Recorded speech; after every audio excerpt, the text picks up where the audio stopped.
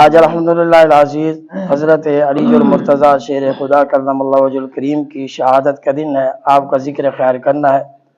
آج اللہ کی عبادت سے آغاز کرتے ہیں۔ ہم نماز پڑھتے ہیں، یہ عبادت ہے۔ قرآن پڑھتے ہیں، یہ عبادت ہے۔ پیارے نبی کا پیارا فرمان ہے، علی کا ذکر کرنا بھی عبادت ہے۔ فکر و نظر حق کا ولی کہتے ہیں، کاشف کنز و حبیب ازلی کہتے ہیں۔ جس کو ڈوبا ہوا سورج بھی پلٹ کر دیکھے، ہم اسے اپنے عقیدے میں علی کہتے ہیں۔ علی کا عشق تو مقدر سنوار دیتا ہے، علی کا بغض و چہرہ بگاڑ دیتا ہے۔ علی کے ذکر کو ادنا نہ سمجھ اے منکر، علی تو وہ ہے جو ایک ہاتھ سے خیبر اکھاڑ دیتا ہے۔ فرمایا علی کا ذکر کرنا بھی عبادت ہے۔ مومنوں کی ماں فرماتی ہیں، ہم عائشہ صدیقہ رضی اللہ تعالی عنہ، میں نے اپنے والد حضرت سیدنا صدیق اکبر کو دیکھا تو آپ بار بار حضرت علی کا چہرہ دیکھ رہے تھے۔ میں نے کہا ابو جان، میں نے آپ کو دیکھا، آپ بار بار حضرت علی کا چہرہ دیکھتے ہیں۔ فرمایا اے بیٹی، تو نہیں جانتی، مدینے والے مصطفیٰ نے فرمایا ہے علی کا چہرہ دیکھنا بھی عبادت ہے۔ فرماتے ہیں سارے لوگ جنت کی تمنا کرتے ہیں، کاش کہ ہم بھی جنت میں چلے جائیں، جنت مل جائے، جنت نصیب ہو جائے۔ اور محبوب کریم کا فرمان بھی ہے، جب بھی تم اللہ سے مانگو تو جنت کی دعا مانگو، بلکہ جنت الفردوس مانگو۔ اور حضور فرماتے ہیں 3 بندے ایسے ہیں جن کے لیے جنت انتظار کر رہی ہے، جن کی مشتاق جنت ہے۔ پوچھا گیا رسول اللہ وہ کون سے ہیں؟ فرمایا پہلے نمبر پر علی کا نام آتا ہے۔ علی وہ ہیں جن کا جنت انتظار کر رہی ہے۔ دوسرا حضرت عمار رضی اللہ تعالی عنہ، تیسرا حضرت سلمان فارسی رضی اللہ تعالی عنہ ہے۔ ایک دن ایسا ہوا، حضرت عبداللہ بن عباس رضی اللہ تعالی عنہ فرماتے ہیں، حضرت علی المرتضیٰ شیر خدا کرم اللہ وجہ الکریم نے فرمایا آج میرے پاس آ جانا۔ تو آپ نے فرمایا میں نے عشاء کی نماز پڑھی، حضرت علی کی بارگاہ میں حاضر ہوا، اور آپ کو محبوب علیہ السلام نے لقب عطا فرمایا تھا کہ قرآن کو سمجھنے والا حضرت عبداللہ بن عباس تھے۔ تو حضرت علی نے کہا میرے پاس آنا۔ عشاء کی نماز پڑھی، حضرت علی کے پاس حاضر ہوئے۔ حضرت علی نے بٹھا لیا، بٹھانے کے بعد کہا، فرمایا اللہ کا قرآن ہے، اور اللہ تبارک و تعالی فرماتا ہے الحمدللہ رب العالمین، سب تعریفیں اللہ تبارک و تعالی کے لیے ہیں۔ فرماتے ہیں پھر بیٹھ گئے اور مجھے قرآن سکھانے لگے۔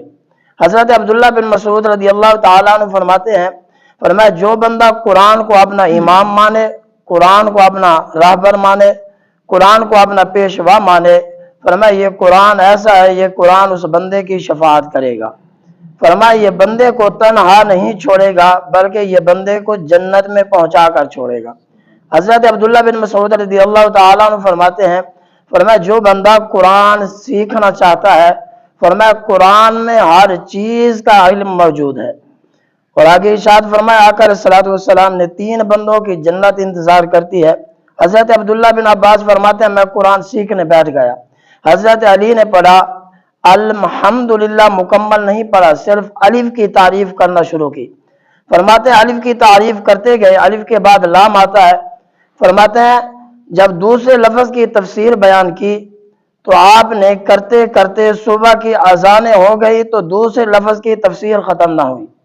فرماتے ہیں ساری رات آپ نے صرف 2 لفظوں پر یہ ختم کر دی، صبح اذانیں شروع ہو گئی تو اللہ نے حضرت علی کو اتنا علم عطا فرمایا تھا، اور اللہ نے عطا فرمایا، محبوب نے مہر لگا دی، فرمایا میں علم کا شہر ہوں، علی اس کا دروازہ ہے۔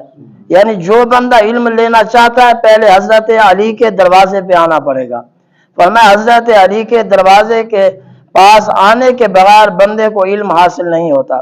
حضرت علی فرماتے ہیں میں اپنے پیارے نبی کریم صلی اللہ علیہ وسلم کے ساتھ سفر کر رہا تھا، کرتے کرتے اچانک میں نے دیکھا ایک باغ سامنے آیا۔ میں نے کہا یا رسول اللہ باغ کتنا خوبصورت ہے، جیسے بیٹا باپ کے ساتھ جا رہا ہو تو بیٹا کہتا ہے مجھے یہ چیز بڑی پسند ہے اور کتنی خوبصورت ہے، تمنا یہ ہوتی ہے کاش یہ باپ میرا مجھے لا کر دے۔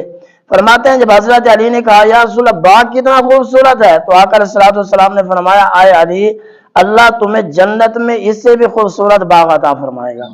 فرماتے ہیں پھر آگے چلتے ہیں، سفر کرتے کرتے اور سفر کیا، دیکھا پھر آگے باغ آ گیا۔ پھر حضرت علی نے کہا یا رسول اللہ کتنا خوبصورت باغ ہے تو مدینے کے تاجدار نے فرمایا اے علی اللہ جنت میں اس سے بھی خوبصورت باغ تمہیں عطا فرمائے گا۔ حدیث پاک میں آتا ہے پھر چلتے چلتے فرماتے ہیں 7 مقام پر باغ آیا، 7 جگہ پر باغ آیا تو آقا علیہ الصلوۃ والسلام نے فرمایا اے علی اللہ جنت میں اس سے بھی خوبصورت باغ تمہیں عطا فرمائے گا۔ مختصر تعارف کراتے ہیں حضرت علی کرم اللہ وجہ الکریم کا۔ آپ مکہ مکرمہ میں پیدا ہوئے اور کعبہ شریف کے اندر آپ کی ولادت باسعادت ہوئی، اور آپ نے 10 سال کی عمر میں سب سے پہلے بچوں میں کلمہ پڑھنے والے حضرت علی المرتضیٰ شیر خدا ہیں، اور جو آقا علیہ الصلوۃ والسلام کی کفالت میں آئے وہ حضرت علی المرتضیٰ شیر خدا ہیں۔ فرماتے ہیں جو عشرہ مبشر میں چمکتے ہوئے ستارے نظر آتے ہیں وہ حضرت علی المرتضیٰ شیر خدا ہیں۔ فرمایا جو 5 تن میں نظر آتے ہیں تو وہ حضرت علی المرتضیٰ شیر خدا ہے۔ فرمایا جو 4 یاروں میں نظر آتے ہیں وہ علی المرتضیٰ شیر خدا ہے۔ فرماتے ہیں آقا علیہ الصلوۃ والسلام نے فرمایا اے علی تو اور میری بیٹی فاطمہ فرمایا میرے ساتھ ایک محل میں جنت میں ہوں گے۔ حضور نے یہ بشارت دے دی۔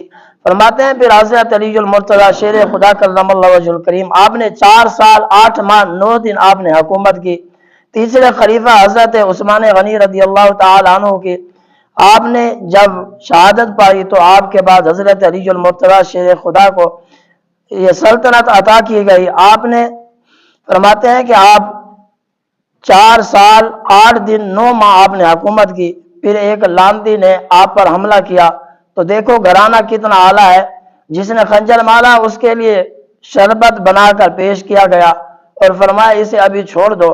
فرماتے ہیں پھر میں خود اس کا فیصلہ کروں گا۔ حضرت علی نے تاریخی جملہ کہا تھا، فرمایا اس کو سزا دینی ہے جتنی سزا شریعت مقرر کرتی ہے اتنی سزا دینی ہے، زیادہ نہیں دینی۔ اگر میں زندہ رہا تو میں خود اس کا فیصلہ کروں گا۔ مفسرین کرام فرماتے ہیں غالباً 18 رمضان کو آپ کو زخم لگا، آپ شدید زخمی ہو۔ 21 رمضان بروز اتوار فرماتے ہیں آپ اتوار کو رات کو آپ نے شہادت نوش فرمائی۔ آپ اللہ تبارک و تعالیٰ کی بارگاہ میں پہنچے۔ اللہ تبارک و تعالیٰ آپ کی مزار پر انوار پر کروڑوں رحمتوں کا نزول فرمائے اور ان کے صدقے ہم سب کی مغفرت فرمائے۔ اول آخر درود پاک 3 مرتبہ کل شریف، 1 مرتبہ الحمد شریف پڑھنا۔ بسم اللہ الرحمن الرحیم۔